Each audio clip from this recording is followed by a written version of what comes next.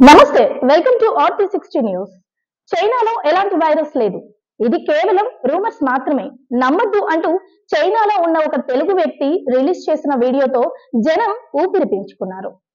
America సామ్రాజ్యవాద రాజకీయ కుట్ర అని, అభివృద్ధి చెందిన చైనాతో పోటీ పడలేక ఇలాంటి ప్రచారాలు చేస్తోందని అతను వీడియో రిలీజ్ చేశారు. ఇదే తడువుగా మెడికల్ మాఫియా జనాన్ని జలగల్లాగా పీల్చి పిప్పి చేయడానికి సిద్ధమైందని అంటున్నారు. కరోనా సింటమ్స్ లాగే ఉన్నాయని, ఇవి ఎప్పటికీ పూర్తిగా తగ్గిపోవు, మనకి రాకుండా తగిన జాగ్రత్తలు తీసుకుంటే సరిపోయేదానికి మళ్ళీ ఇలా చైనా నుంచి కొత్త వైరస్ వచ్చిందని ప్రచారం చేస్తున్నారని అన్నారు. అది మన ఇండియాకి వచ్చేసిందని ప్రచారం చేస్తున్నారని అన్నారు. మన కేంద్ర ప్రభుత్వానికి దేశ ప్రజల మీద అంత ప్రేమ ఉంటే చైనా నుంచి వచ్చే విమానాలు రద్దు చేయాలి కదా అని ఇప్పుడు చేయరు. మొత్తం పాకేస్తే అప్పుడు దేశ ప్రజల మీద ప్రేమను కురిపించి లాక్డౌన్లు, దీపాలు వెలిగించడం, గంటలు మోగించడం, ప్రజల భయాన్ని క్యాష్ చేసుకోవడం చేస్తున్నారని ఘాటుగా విమర్శించారు. నేను ఇప్పుడు చైనాలో ఉన్నాను. మీరు ఇక్కడ చూస్తే కనుక ప్రజలు హ్యాపీగా ఉన్నారు, ఏ జబ్బులు రొచ్చులు లేవు, చక్కగా ఎవరి పనులు చేసుకుంటున్నారు, హ్యాపీగా ఉంటున్నారు. సో 11 అవుతుంది రాత్రి టైము. చూడండి, ఎవరో కనీసం మాస్క్ కూడా పెట్టుకోవాల్సిన అవసరం లేదు ఇక్కడ.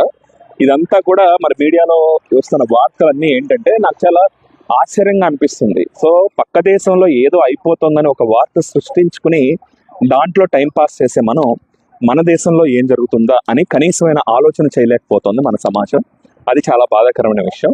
ఇక్కడ గడిచిన 1 సంవత్సరంగా మనం చూసుకున్నా కూడా ఒక 2 నెలలు ఒక రకంగా, 2 నెలలు ఒక రకంగా, 2 నెలలు ఒక రకంగా రకరకాలుగా ప్రజలు ఇబ్బంది పడుతున్నారు. కొన్నాళ్ళేమో కాళ్ళు వాసిపోయి రకరకాల జ్వరాలు వచ్చినాయి, కొన్నాళ్ళేమో డెంగ్యూ కాకుండా ప్లేట్లెట్లు పడిపోయినాయి, కొన్నాళ్ళేమో పెద్ద వయసు వాళ్ళందరికీ కూడా హార్ట్ వీక్ అయిపోయింది, సడన్ గా అలా చనిపోయారు. ఆ తర్వాత యంగ్స్టర్స్ కొంతమంది, సో వయసులో ఉన్న ఆడవాళ్ళు రక్తం చిక్కబడిపోయి సడన్ హార్ట్ అటాక్లు చచ్చిపోవడం, లేదా యంగ్స్టర్స్ మొన్న అక్టోబర్ సీజన్ లో చూసుకుంటే కనుక 1-2 నెలల పాటు యంగ్స్టర్స్ సడన్ గా హార్ట్ అటాక్లు చచ్చిపోవటం, ఇదంతా ఏదో లింక్ ఉంది.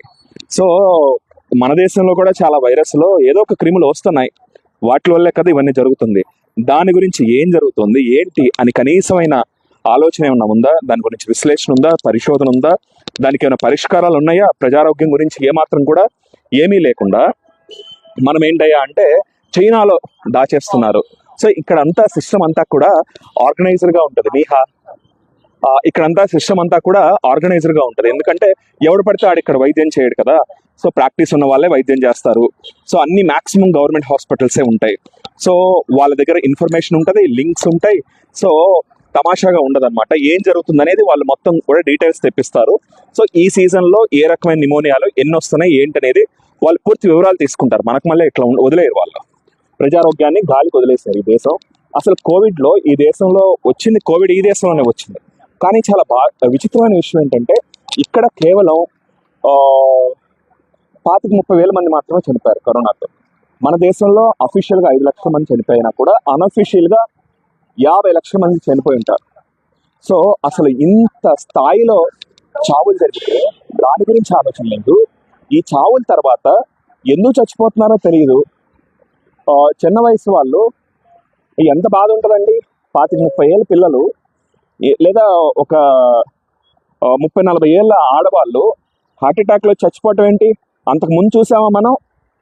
ఈ కోవిడ్ తర్వాత ఎందుకు ఇలా జరుగుతుంది దాని గురించి ఏమాత్రం కూడా మనం ఆలోచన చేయకుండా ఏదన్నా అంటే అది కారణం కాదు, ఇది కారణం కాదు, ఏందో మరి ఏది కారణమో అది చెప్పరు, కారణం ఏంటనే చెప్పరు. 2 ఏళ్ల పాటు ఎక్సర్సైజ్ చేయమాకుండా ఐసీఎంఆర్ చెప్పుద్ది. 2 ఏళ్ళు అయిపోయింది, మరి ఇప్పుడు ఏం చెప్తారు? సో ఇది ఒక ప్యాటర్న్లో జరుగుతున్నాయి ఇవన్నీ కూడా. అంటే ఏంటంటే ఒక 2 నెలలు జరుగుతాయి, 2 నెలలు జరగవు. అంటే ఏదో ఒక లింక్ ఉంటుంది. సో ఆ లింక్ని ఎస్టాబ్లిష్ చేసుకునే కనీసమైన ఆలోచన మనం చేయట్లేదు.